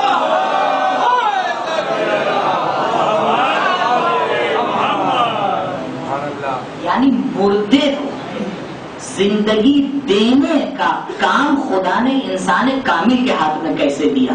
کہا ایسے دیا, یہ تو کوئی بڑی چیز نہیں ہے, اس عبد میں میری اطاعت کی ہے, یہ زندگی بھر میری سنتا آیا ہے, اگر ایک بار ہم نے اس کی سن لی تو کیا بڑی بات ہو گئی. تم بھی ہمارے دروازے پر آؤ, تم ہماری سنتے چلے جاؤ, ہم تمہاری سنتے چلے جائیں گے. یہ جو دستے دعا بلند کرتے ہو, دعا قبول نہیں ہوتی ہے. ایک مرتبہ غور کرو, گناہوں میں ملوث ہو کے دعا کر رہے ہو, دعا کہاں قبول ہوگی؟ پہلے بارگاہ الہی میں آؤ. اسی لیے تاکید کی گئی ہے کہ دعا سے پہلے استغفار کرنا چاہیے. کیوں؟ تاکہ جو الفاظ زبان سے نکلے وہ جا کے در الہی سے ٹکرائیں, دہی شیطان سے نہ ٹکرائیں. محقق ہلی, محقق ادبی, ایک شخص آتا ہے آپ کے پاس. ابھی تو امام کا واقعہ تھا کہ میں نے اس کی سنائی کہ آپ تیار ہو جائیے, آمادہ ہو جائیے, کیونکہ اہل بیت کے بارے میں اگر کوئی فضائل سنائے جاتے ہیں تو بہت آسانی سے آدمی سمجھ لیتا ہے کہ وہ اہل بیت ہیں. اب پھر یہ بہانہ دیا جاتا ہے کہ وہ تو اہل بیت تھے. نہیں, اب عام انسان کی بات سنیے, عام انسان کی بات سنیے. محقق ابن ہیں, ایک شخص آتا ہے, نماز ختم ہوتی ہے, نماز کے بعد آتا ہے, کہتا ہے محقق میں آج کے بعد آپ کے پیچھے نماز نہیں پڑھوں گا. جب کیا ہوا بھائی, کیوں نماز نہیں پڑھو گے؟ کہا کیونکہ آپ چاہتے ہیں کہ آپ کے فضائل لوگوں کو سنائے جائیں, آپ اپنی اچھائیاں لوگوں کو بتاتے ہیں, آپ کی عدالت صحیح نہیں ہے. کیونکہ اگر آپ عادل ہوتے تو آپ خود اپنی اچھائیوں کو نہ پھیلاتے. محقق نے کہا کہ کون سی ایسی بات ہوگی؟ کہا میں نے آپ کے بارے میں کوئی واقعہ سنا ہے. یہ واقعہ, اس واقعے میں آپ کے علاوہ کوئی اور نہیں ہے, اور وہ واقعہ مجھ تک پہنچا. اگر وہ واقعہ آپ نے نہیں بتایا تو مجھ تک پہنچا کیسے؟ یعنی آپ نے کسی سے نقل کیا. واقع نقل کرنے کا مطلب یہ ہے کہ آپ چاہتے ہیں کہ آپ کی تعریف کی جائے، لہذا آپ عادل نہیں ہیں۔ لیکن کتنا باریک بین ہے وہ انسان، اگر انسان واقعا خود پسند ہو جائے، ریاکار بن جائے، کام کو اس لیے کرے تاکہ لوگ اس کی تعریف کریں، عدالت سے ساقط ہو جاتا ہے، عدالت ختم۔ تو محقق نے کہا کون سا واقعہ؟ کہا میں نے یہ واقعہ سنا ہے کہ آپ کہیں سفر پر جا رہے تھے اور وقت نماز ختم ہو رہا تھا، تو آپ رکے اور آپ کو پانی نہیں مل رہا تھا، اس لیے آپ نے نماز نہیں پڑھی تھی۔ آخری وقت تھا، آپ کو ایک کنواں نظر آیا اور آپ اترے اور اس کنویں کے اندر آپ نے وہ ڈول بالٹی ڈالی اور پانی نکالا، لیکن پانی کی جگہ کے اوپر جواہرات نکلے۔ آپ نے جواہرات پلٹ دیے، کہا مجھے پانی چاہیے، مجھے نماز پڑھنا ہے۔ پھر ڈول ڈالا، پھر دوبارہ جواہرات نکلے، تیسری مرتبہ پھر بالٹی ڈالی، پھر جواہرات نکلے۔ تب محقق نے کہا کہ میں بندے خدا ہوں، خدا کی اطاعت کرنا چاہ رہا ہوں، اے کنویں مجھے پانی چاہیے، جواہرات نہیں چاہیے۔ جب چوتھی مرتبہ بالٹی ڈالی تو پانی نکلا۔ یعنی کیا؟ یعنی وہ انسان اتنا عظیم تھا کہ وہ چاہتا تو زمین سے جواہرات کو نکال سکتا تھا، لیکن سادی زندگی کر رہا تھا۔ ابھی میں اصل قصے پہ نہیں آیا ہوں۔ اب وہ شخص پلٹ کے کہتا ہے کہ قبلہ یہ بتائیے آپ کے علاوہ کون تھا وہاں؟ کہا کوئی نہیں تھا۔ کہا یہ واقعہ سچا ہے یا جھوٹا؟ کہا سچا ہے۔ کہا تو یہ بتائیے کس نے لوگوں کے درمیان اس کو نقل کیا؟ یہ آپ کے علاوہ تو کوئی نہیں تھا نا۔ اب محقق اردبیلی بیان کرتے ہیں، کہا سنو، خدا کی قسم تم پہلے شخص ہو جو یہ واقعہ مجھ سے بتا رہے ہو۔ میں نے کسی سے یہ واقعہ نقل نہیں کیا ہے، لیکن ہاں رسول خدا کی ایک معتبر حدیث ہے، وہ یہ ہے کہ جب کوئی انسان اچھا کام کرتا ہے اور اس کو چھپانا چاہتا ہے تو پروردگار ملائکہ کو انسان کی شکل میں معاشرے میں بھیجتا ہے، اس کی اچھائیوں کو پھیلواتا ہے تاکہ لوگ جانے کہ یہ اچھا انسان ہے۔ اے انسان تو خود خدا کی مرضی کے مطابق ہو جا، تو ریاکاری چھوڑ دے، تو خدا کی بارگاہ میں آ جا، خدا خود ملائکہ کو تیری تعریف کرنے کے لیے آسمان سے نازل کر دے گا۔ درود پڑھ کر محمد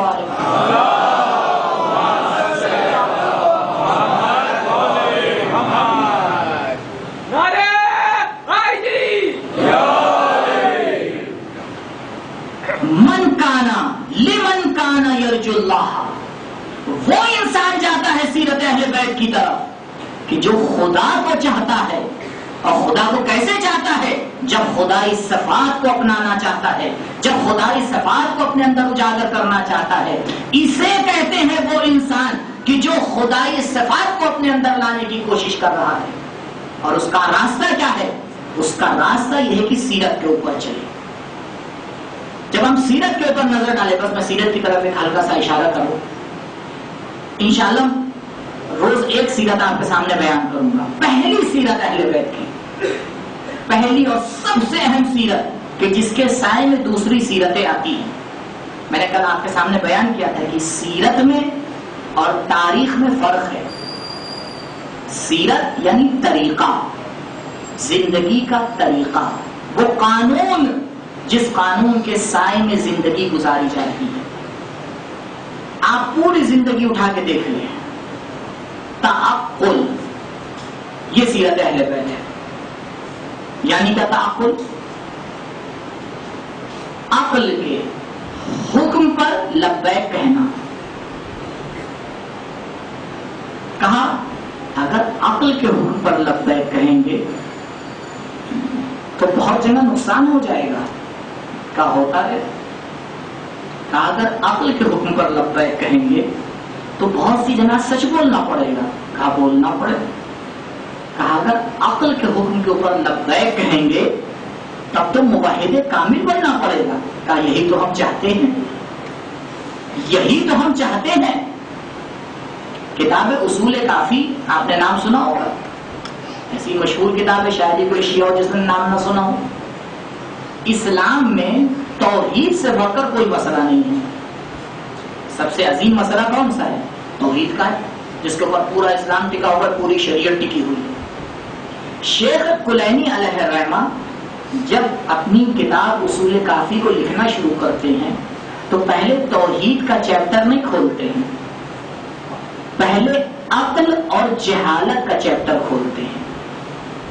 سب سے پہلا چیپٹر اصول کافی کا عقل اور جہل ہے۔ عقل کے مقابلے میں جہالت آتی ہے یا نادانی؟ عقل کے مقابلے میں ہم لوگ کیا کہتے ہیں؟ نادانی۔ فلاں انسان عقل رکھتا ہے، فلاں انسان عقل نہیں رکھتا ہے، لیکن روایات کے اعتبار سے عقل کے مقابلے میں جہالت ہے، یعنی وہ انسان جو عقل کے قانون کے اوپر عمل نہیں کرتا ہے وہ جاہل ہے۔ عقل کے مقابلے میں کیا ہے؟ جاہل۔ پہلی حدیث اصول کافی کی کہ خداوند متعال جب عقل کو خلق کرتا ہے تو اس کو آواز دیتا ہے اقبلی، میری طرف آ۔ عقل اپنی طرف خدا کی طرف آتی ہے، پھر کہتا ہے ادبری، پیچھے چلی جا۔ عقل پیچھے چلی جاتی ہے، پھر خداوند متعال کہتا ہے کہ قدرت، میری قدرت کی قسم کہ میں نے تجھ سے بہتر کسی چیز کو خلق نہیں کیا، اور تیرے ہی ذریعے میں لوگوں کا حساب اور کتاب کروں گا۔ یعنی جس انسان کو خداوند متعال نے جتنی عقل دی ہے اس کے اعتبار سے حساب اور کتاب کرے گا۔ اسی لیے اگر کسی کو عقل کی نعمت سے محروم رکھا ہے اس کا حساب اور کتاب بھی نہیں ہے، اور اگر عقل کی نعمت دی ہے تو حساب اور کتاب ہے۔ لہذا کوئی خداوند متعال سے یہ نہیں کہہ سکتا کہ پروردگار فلاں حدیث کو ہم نے نہیں سنا تھا، کل اس کے پاس جواب آئے گا یہ بتا حدیث نہیں سنی تھی، عقل تھی یا نہیں تھی؟ خداوند متعال بہت زیادہ آپ روایات میں دیکھیں گے، خصوصاً تیسرے امام کی روایات میں آپ دیکھیں گے کتنا زیادہ تاکید کی گئی ہے۔ اور اب آئیے عصر حاضر کے اوپر، کیا عصر حاضر میں عقلی قوانین کے اوپر عمل کیا جاتا ہے؟ میں ایک چھوٹی سی مثال دوں، اگر دنیا عقل مند ہوتی، اگر دنیا عقل مند ہوتی تو 100% شیعہ ہوتے۔ سیدھی سیدھی سی بات ہے۔ یہ بے عقلی کا تقاضا ہے کہ انسان صراط مستقیم کو چھوڑ کر دوسری صراط پر چلنے لگتا ہے۔ کہاں کیوں چل رہے ہیں؟ کہا ہمارے بابا اور اجداد اسی راستے پہ چلتے تھے، تو قرآن نے آواز دی کہ تم اپنے باپ اور دادا کے راستے پر چلو گے اگرچہ وہ گمراہ ہو۔ کہا نہیں، ہر انسان کی یہ ذمہ داری ہے کہ عقل کے اعتبار سے آ کے فیصلہ کرے۔ کیا اگر عقل کے اعتبار سے وہ فیصلہ کرے گا تو کیا خدا کے علاوہ کسی اور کو خدا مانے گا؟ کیا وہ کسی کو خدا کا شریک قرار دے گا؟ کیا وہ خدا کے بھیجے ہوئے نبی کی مخالفت کرے گا؟ کیا نبی نے جن کو اپنا ولی بنایا ہے ان کی مخالفت کرے گا؟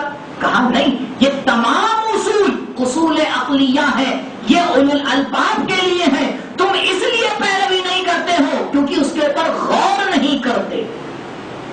مسئلہ غور و فکر کا ہے، معتبر روایات موجود ہیں کہ انسان جو غور و فکر کرتا ہے، جو عقل رکھتا ہے، اس کا سونا عبادت سے بہتر ہے۔ دو رکعت بہت ہی سادی نماز، 2 رکعت سادی نماز، بہت زیادہ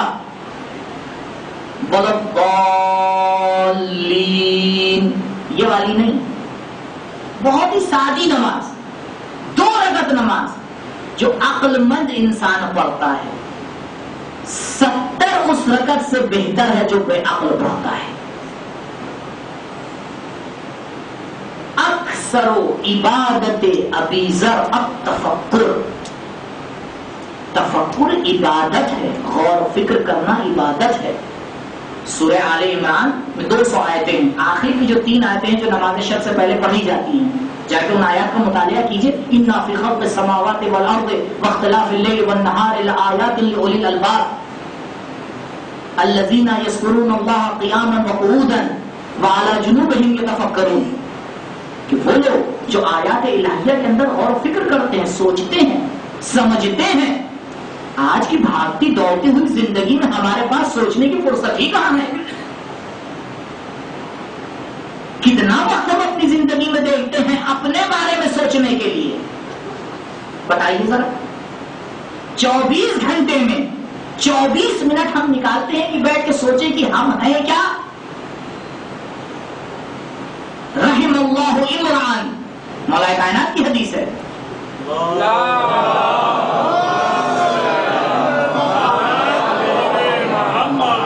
کیا ایک شیعہ نہیں چاہتا کہ علی اس کے لیے دعا کرے؟ ہے کوئی شیعہ جو نہ چاہتا ہو؟ آئیے، اگر چاہتے ہیں کہ مولا کائنات آپ کے لیے دعا کرے تو اس حدیث پر غور کریے۔ حضرت فرماتے رحم اللہ عمران، خدا اس انسان کے اوپر اپنی رحمت نازل کرے کہ یعلم، جو جانتا ہے، من اینا و الی اینا و فی اینا، جسے پتا ہو کہاں سے آیا ہے، جسے پتا ہو کہاں جائے گا، جسے پتا ہو کہ یہاں کیا ہے، یہاں ہمیشہ رہنے والا نہیں ہے، یہاں مسافر ہے۔ یہ اتنے بڑے بڑے گھر بنا کے تم کتنے سال رہنا چاہ رہے ہو؟ کیا ایک کفن کے علاوہ کچھ اور لے کے جاؤ گے؟ شاید وہ بھی نصیب نہ ہو۔ کیا لے کے جاؤ گے؟ کہا وہی لے کے جاؤ گے جو تمہاری روح کا حصہ بن گیا ہو۔ اگر الہی اخلاق تمہاری روح کا حصہ بن گیا ہے تو اسے اپنے ساتھ لے کے جاؤ گے، اگر شیطانی اخلاق تمہاری روح کا حصہ بن گیا ہے تو اسی کو لے کے جاؤ گے۔ یہ نہ سمجھنا کوئی اور چیزیں تم لے کے جاؤ گے، نہیں، جس چیز کے ساتھ تم نے زندگی کی ہے اسی کو اپنے ساتھ لے کے جاؤ گے۔ کتنا ہم سوچتے ہیں، کتنا ہم غور و فکر کرتے ہیں۔ پہلی سیرت اہل بیت کی دعوت ہے تعقل کی طرف، دعوت ہے عقل گرائی کی طرف۔ جذبات کو چھوڑ دیجئے، ہم جذبات میں بہے چلے جاتے ہیں۔ جذبات اچھی چیز ہیں، لیکن اس وقت جب عقل کی رہبری میں کام کریں، جب عقل نیچے آ جائے، جذبات اس کے اوپر چلے جائے تو انسان کو بہکا دیا کرتے ہیں۔ اگر انسان کے جذبات کی باغڈور عقل کے ہاتھ میں دے دی جائے، کہا دیکھو وہاں جذبات سے کام لینا جہاں عقل پہلے فیصلہ کر چکی ہو کہ یہ صحیح ہے۔ آپ کو کربلا کے میدان میں بے حد جذبات نظر آئیں گے، لیکن سارے جذبات عقل کی رہبری کے سائے میں ہیں، اور اس رہبر کا نام ہے امام حسین علیہ السلام۔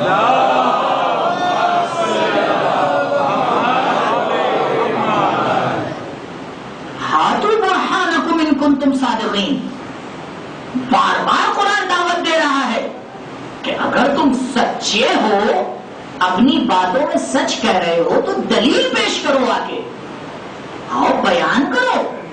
جس بات کو، جس عقیدے کو تم مانتے ہو، اس عقیدے کے اوپر کوئی دلیل بھی ہے یا بس اچھا لگ گیا اس لیے مان لیا؟ عزیزان محترم، پہلی سیرت اہل بیت کی یہ ہے کہ جس چیز کو مانیے دلیل کے ساتھ مانیے، کہنے والا کوئی بھی ہو۔ 14 کے علاوہ 15واں معصوم اس کائنات میں نہیں ہے فی الحال۔ بتا، انبیاء الہی بھی معصوم ہیں، 1,24,000 پیغمبر بھی معصوم ہیں، لیکن ان کی عصمت سے افضل ہے، ان کی عصمت کبریٰ ہے۔ اگر ایک بات ثابت ہو گئی کہ یہ معصوم نے کہی ہے، پہلے ثابت ہو کہ معصوم نے کہی ہے، ایسا ہی نہیں کسی بھی کتاب میں پڑھ لیا۔ اور یہ بھی یاد رکھیے گا کہ قرآن کے علاوہ کوئی کتاب ایسی نہیں ہے کہ جس کے اوپر ہاتھ رکھ کے کہہ دیا جائے شروع سے آخر تک صحیح ہے، کوئی کتاب قرآن کے علاوہ۔ قرآن شروع سے آخر تک معجزہ ہے بس۔ اب اس کے علاوہ اگر کسی بات کے اوپر عمل کرنا ہے تو پہلے اپنے اور خدا کے بارے میں آگے فیصلہ کیجئے کہ یہ بات جس کو میں اپنا عقیدہ بنانے جا رہا ہوں، یہ بات جس کے اوپر میں عمل کرنے جا رہا ہوں، عقل کی کسوٹی کے اوپر صحیح اتر رہی ہے یا نہیں؟ اگر اترے تو عمل کیجئے، اگر نہ اترے تو چھوڑ دیجئے۔ البتہ عقل کے اوپر کیسے عمل کیا جائے، خود ایک تفصیلی بحث ہے۔ انسان سوچنے میں غلطی کرتا ہے، اگر غلطی کرتا ہے اس کا مطلب کہ سوچنے کا طریقہ مختلف ہے، خود ایک لمبی بحث ہے، کیونکہ مجھے صرف اشارہ کرنا ہے کہ سیرت اہل بیت کیا ہے اور عصر حاضر کیا ہے۔ قرآن بار بار دعوت دیتا ہے کہ ظلم کی مخالفت کرو، عدالت کی طرف آؤ، لیکن آج بھی ہمیں بہت سے انسان دکھائی دیتے ہیں جو ظلم کی موافقت کرتے ہیں، عدالت کی مخالفت کرتے ہیں۔ یہ کیا عقل کا فیصلہ ہے؟ نہیں۔ لہذا اس سیرت کے اوپر عمل کرنا ہے، ہمیں غور کرنا ہے کہ جو سیرت اہل بیت ہے کہ جس میں خداوند متعال نے حجت بنا کے بھیجا، یہ بتائیے اگر خداوند متعال نے انسان کو عقل نہ دی ہوتی تو کیا خدا کی توحید منوائی جا سکتی تھی؟ ہم نے جو خدا کو مانا کس دلیل سے مانا؟ عقل سے مانا یا غیر عقل سے مانا؟ سیدھی سی بات ہے، ہم نے جو خدا کو مانا وہ عقل کی روشنی میں مانا، ہم نے جو قیامت کو مانا وہ عقل کی روشنی میں مانا۔ آخری بات، ہاں یہ بات بھی بالکل اپنی جگہ کے اوپر صحیح ہے کہ کچھ اسلام کے قوانین اور باتیں ایسی ہیں جہاں پر عقل فیصلہ کرتی ہے کہ عقل فیصلہ نہیں کر سکتی۔ آپ بہت آسانی سے جملہ سن کے چلے گئے۔ اسلام کے دائرے میں کچھ باتیں ایسی ہیں جہاں عقل یہ فیصلہ کرتی ہے کہ یہاں عقل فیصلہ نہیں کر سکتی۔ پوری شریعت شروع سے آخر تک، اب جیسی عقل کی بات ہوتی ہے تو فوراً جوان تو قبلہ یہ بتائیے، آپ بہت عقل کی باتیں کر رہے تھے، یہ بتائیے نماز صبح کیوں 2 رکعت ہے؟ عقل کے سائے میں بتائیے۔ اچھا روزہ رمضان میں کیوں واجب ہوا؟ شعبان میں ہو جاتا۔ حج جو ہے وہ ذمت میں کیوں جاتے ہیں؟ 7 چکر کیوں لگاتے ہیں؟ 8 لگا لیجیے۔ خون جو ہے وہ 20% کیوں نکالا جاتا ہے؟ 22% نکال دیجیے، 15% نکال دیجیے۔ کیا عقلی دلیل ہے؟ جی عقل اس بات کا فیصلہ کرتی ہے کہ جب شریعت کے دائرے میں قدم رکھنا تو وہاں اپنی عقل نہ چلانا، کیونکہ یہ تمہارے عقل سے اوپر کی بات ہے۔ یہاں عقل نہ چلانے لگنا۔ یا آبان ان الدین اذا قیست محقت، اے آبان اگر دین الہی کو اپنی ناقص عقل سے مقایسہ کرنے لگو گے تو دین بیکار ہو جائے گا، دین برباد ہو جائے گا۔ کیوں؟ کیونکہ تمہیں یہ پتا ہے، تمہاری عقل یہ کہہ رہی ہے کہ اس دین کو خداوند متعال نے نازل کیا ہے، وہ خدا جو عادل بھی ہے اور حکیم بھی ہے۔ حکیم بغیر حکمت کے کوئی کام نہیں کرتا، چاہے تمہاری سمجھ میں آئے یا نہ آئے۔ اگر سمجھ میں آ جائے تو شکر کرنا، سمجھ میں نہ آئے تو خدا کے اوپر چھوڑ دینا۔ لہذا اصول دین میں جتنا سوال کرنا ہے کریے، فروع دین میں مطیع پروردگار بن کے عبادت کیجئے، عبد محض بن جائیے، اس طرح سے سجدہ کریے کہ آپ کی زندگی کا آخری سجدہ ہو۔ صلو صلاۃ مودع، ایسی نماز پڑھو کہ جو زندگی کی آخری نماز کی طرح ہو۔ اور ہم کیا کرتے ہیں؟ عصر حاضر جہاں سوال کرنا چاہیے وہاں غلط فکروں کے غلام بنے ہوئے ہیں۔ فلاں صاحب نے ایسے کہہ دیا تو اس لیے مان لیا۔ ارے بھائی اس کو پہلے عقل کی کسوٹی میں اتارو، یہ اصول دین کی بات ہے۔ اچھا مولانا صاحب فلاں شرعی مسئلہ ہماری سمجھ میں نہیں آتا۔ ارے قبلہ آپ کی سمجھ میں آ جاتا تو آپ جو ہے وہ گنہگار انسان کیوں ہوتے، نبی اکرم بن جاتے۔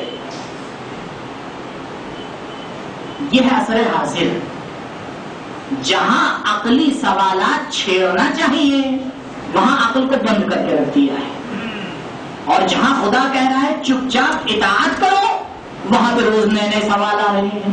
اس کا فلسفہ کیا ہے، اس کی حکمت کیا ہے، یہاں پہ عقل کیا کہتی ہے۔ تو یہ سیرت اہل بیت کو دیکھیے کیا ہے۔ امام نے 8ویں امام رضا علیہ السلام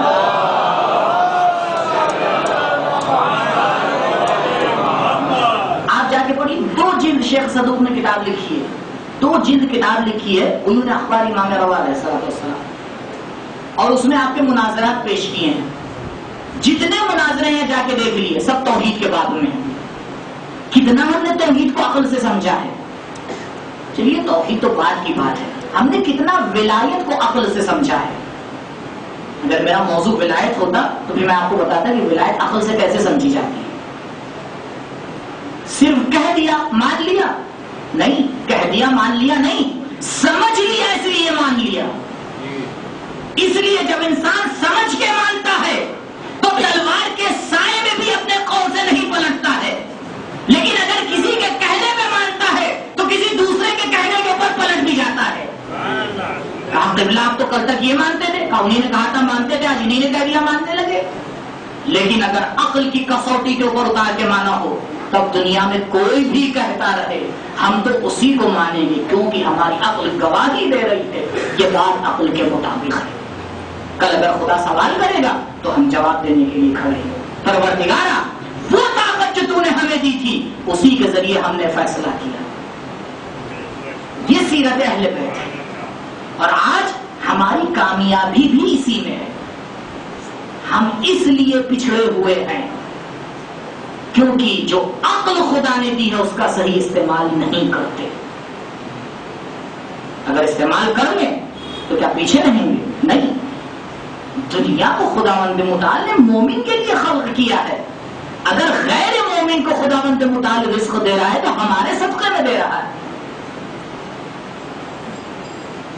اور اگر یہ ہمیں نہیں مل رہی ہے، اگر ہم اس تک نہیں پہنچ پا رہے ہیں تو اس کا مطلب یہ ہے کہ کہیں پر گڑبڑ ہے. اگر میں نے آپ پہلی شب کے مسائل میں بیان کیا تھا، اگر عمر صاحب عقل سے آ کے فیصلہ لیتا تو کیا کبھی فیصلہ لیتا کہ اسے حسین کو شہید کرنا ہے یا ملک رائے جانا ہے؟ نہیں، عقل کو چھوڑ دیا، لالچ میں آ کے فیصلہ لیا. تو اس پہ غور کرنا یہ ہماری اور آپ کی ذمہ داری ہے. وہ روایات کا جا کے آپ مطالعہ کیجیے گا جو کتابوں میں بھری پڑی ہیں عقل کے بارے میں. تفصیل ہے، شاید 1-2 نہیں، 500-600 روایات ہیں کہ جس میں ان باتوں کی تاکید کی گئی ہے. اور دشمن کا حملہ یہیں سے شروع ہوتا ہے. یہ آخری بات بیان کر دوں معذرت کے ساتھ. دشمن جب حملہ کرتا ہے تو یہیں سے حملہ کرتا ہے. کہاں سے حملہ کرتا ہے؟ جہاں عقل کی سوچنے کی بات ہوتی ہے وہیں حملہ کرتا ہے. آپ کی سمجھ میں آنے والی نہیں ہے یہ باتیں بھی، یہاں عقل نہ چلائیے، یہاں عقل کی بات نہیں ہے. اس کو پتا ہے کہ حملہ یہیں سے کرنا ہے، لہذا صحیح سے سمجھیے کہ دین الہی کو کس طرح سے سمجھنا ہے. دین الہی امانت الہی ہے ہمارے ہاتھ میں، کس طرح سے اس امانت کو سمجھنا ہے اور اس کے اوپر عمل کرنا ہے. ہاں عزیزوں، ایام ایسا بہت تیزی سے گزر رہے ہیں. 2 درخواست ہے میری عزاداروں سے. شاید پہلے دن میں بھول گیا یہ درخواست. پہلی میری درخواست یہ ہے کہ جب مجلس ختم ہوتی ہے اور ماتم ہوتا ہے تو کچھ لوگ ہیں شاید انہیں کہیں اور مجلس میں شرکت کرنا ہے، وہ چلے جاتے ہیں. کوئی بات نہیں، آپ کہیں دوسری جگہ جا کے مجلس میں شرکت کریے.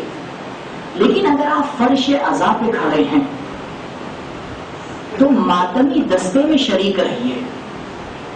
یہ طریقہ صحیح نہیں ہے کہ ایک طرف ماتم ہوتا ہے دوسری طرف ہم کھڑے ہو کے باتیں کرتے ہیں.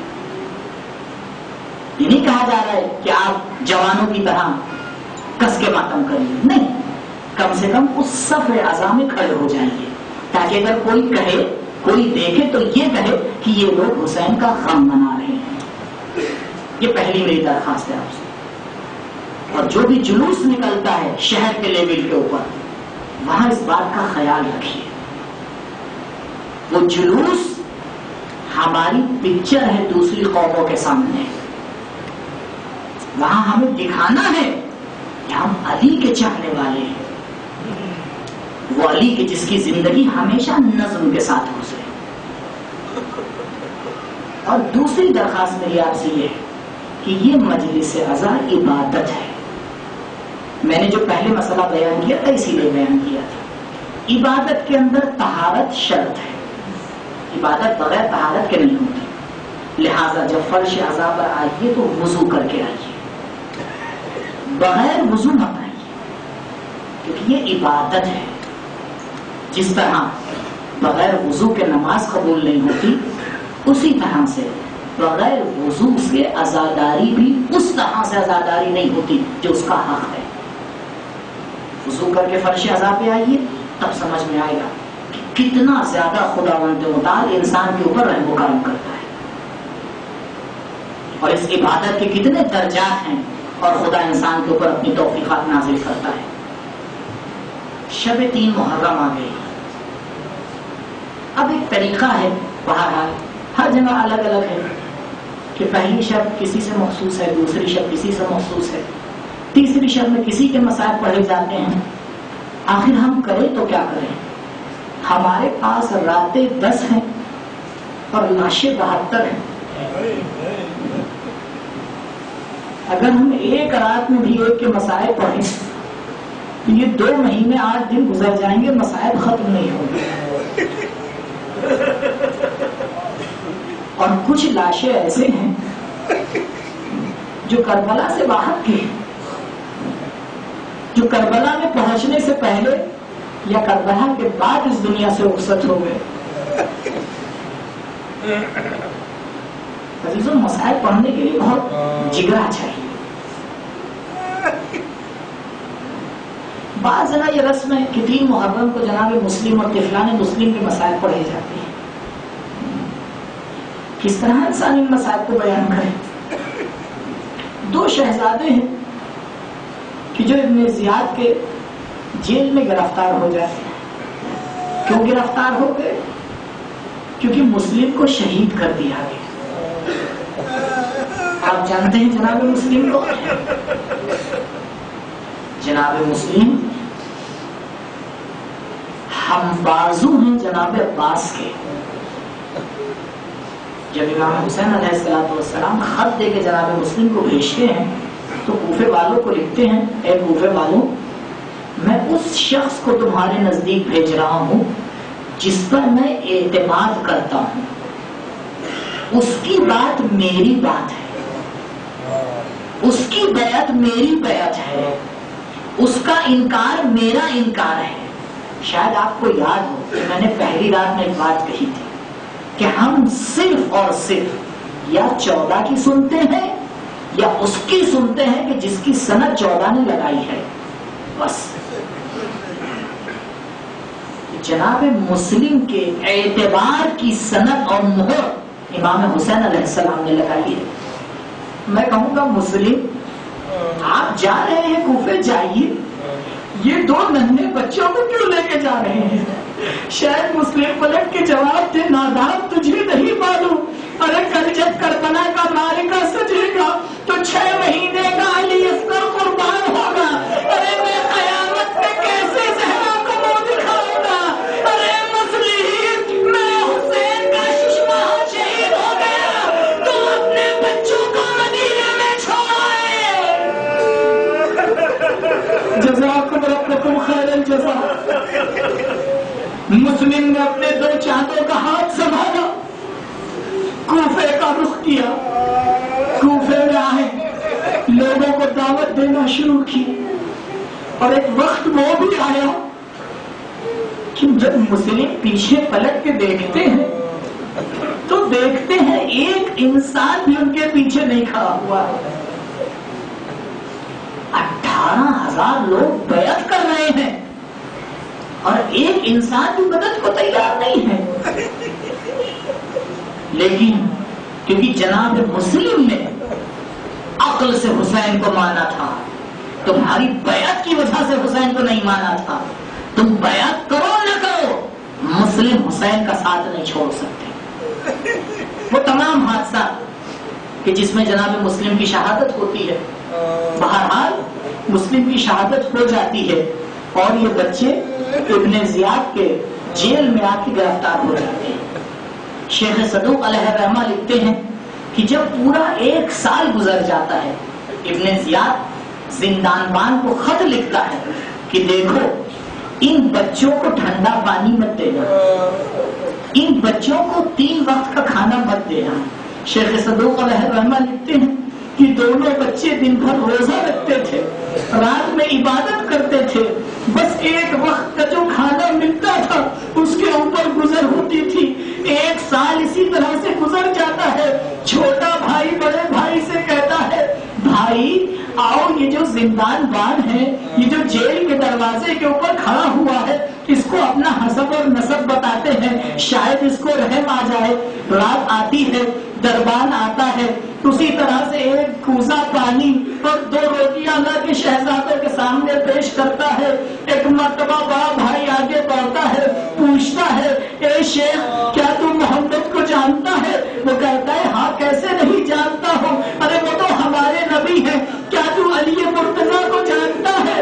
ہاں جانتا ہوں، وہ تو نبی کے داماد ہے، وہ تو نبی کی بیٹی کے شوہر ہے۔ کیا تو جعفر کو جانتا ہے؟ کہا ہاں جانتا ہوں، ارے وہی جعفر تیار کہ جس کو خدا نے 2 ہاتھ کے بدلے 2 پر جنت میں عطا کیے ہیں۔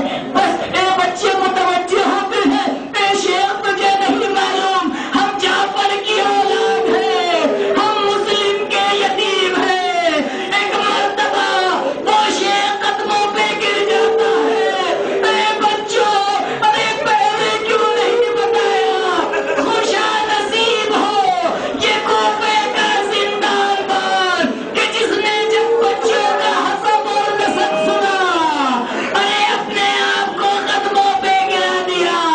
لیکن ہائے قاسم، سارا لشکر دیکھ رہا تھا کہ یہ حسن کا چاند ہے، لیکن کس طرح سے شہید کر دیا گیا۔